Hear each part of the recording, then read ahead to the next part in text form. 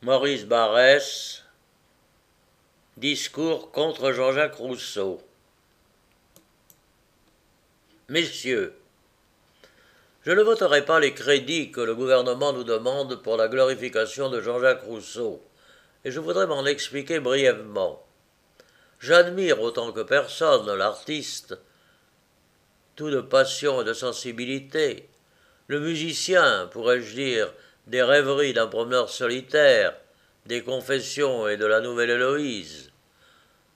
L'homme lui-même, cette vertu pauvre et revêche alliée à cet amour lyrique de la nature et de la solitude, non, non, je ne ferai pas son procès. Et je ne conteste pas que, du point de vue social, il ait eu en son moment d'utilité, de bienfaisance même, quand il apportait dans une société intellectualisée à l'excès une riche effusion d'imagination et de sentiments.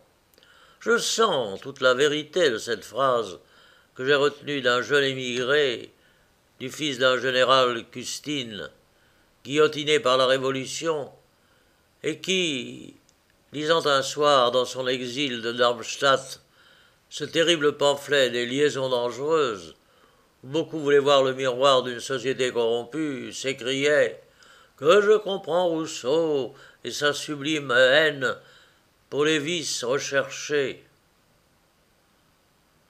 Après la lecture du livre de Laclos, véritable poème épique de certains salons du XVIIIe siècle, on excuse ce qu'a d'excessif l'amour de Rousseau pour la nature. Il fait respirer de l'air pur.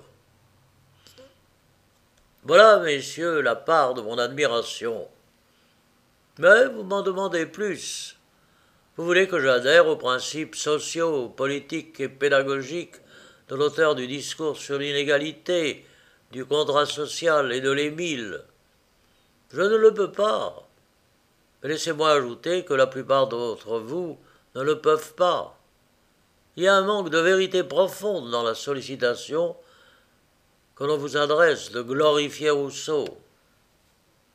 À l'heure où nous sommes, avez-vous vraiment l'idée qu'il est utile et fécond d'exalter solennellement, au nom de l'État, l'homme qui a inventé le paradoxe détestable de mettre la société en dehors de la nature et de dresser l'individu contre la société au nom de la nature? Ce n'est pas au moment où vous abattez comme les chiens ceux qui s'insurgent contre la société en lui disant qu'elle est injuste et mauvaise, et qui lui déclarent une guerre à mort, qu'il faut glorifier celui dont peuvent se réclamer à juste titre tous les théoriciens de l'anarchie. Entre Kropotkin ou Jean Grave et Rousseau, il n'y a rien. Et si Jean Grave ni Kropotkin ne peuvent intellectuellement désavouer Garnier et Monod, avez-vous vraiment l'idée qu'il est utile et fécond d'exalter solennellement, au nom de l'État, le pédagogue qui a le plus systématiquement écarté de l'enfant les influences de la famille et de la race?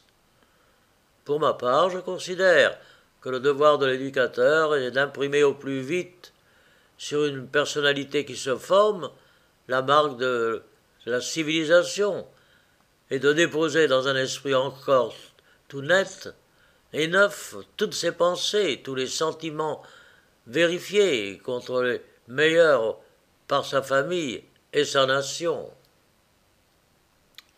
Avez-vous vraiment l'idée qu'il est utile et fécond d'exalter solennellement, au nom de l'État, l'homme qui a posé comme principe que l'ordre social est tout artificiel, qu'il est fondé sur des conventions, que la famille elle-même ne se maintient que par des conventions, et qui en déduit le droit pour chacun de nous de reconstruire la société au gré de sa fantaisie?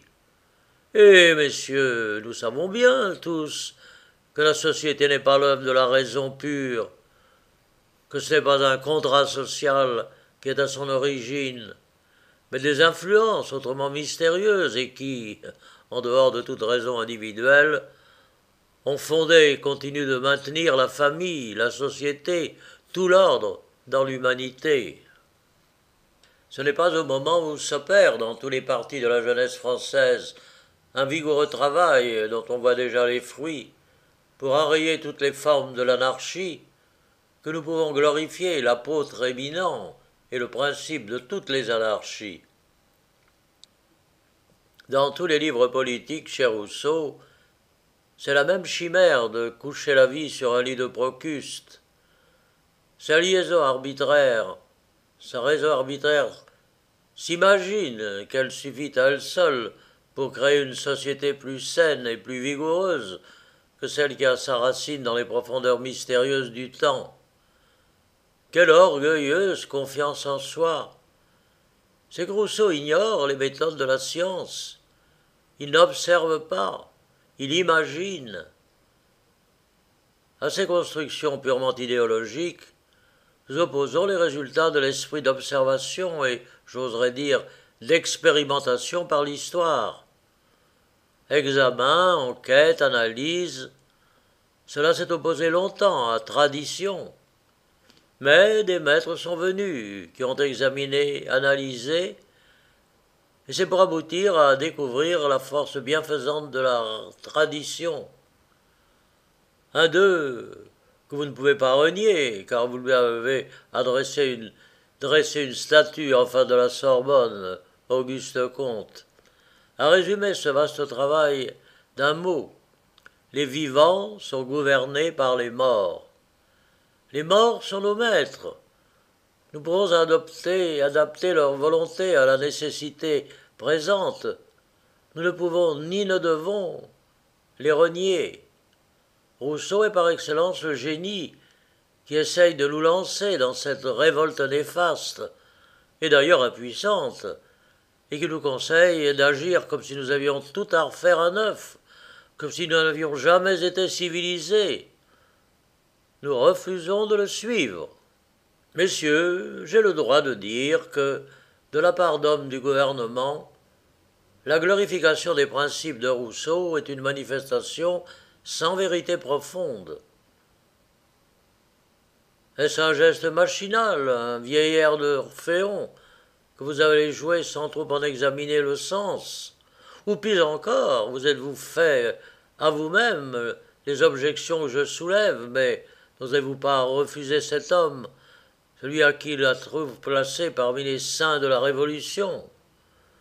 Quoi qu'il en soit, je ne vois rien dans votre projet qui convienne à la France de 1912. Je ne voterai pas ses crédits.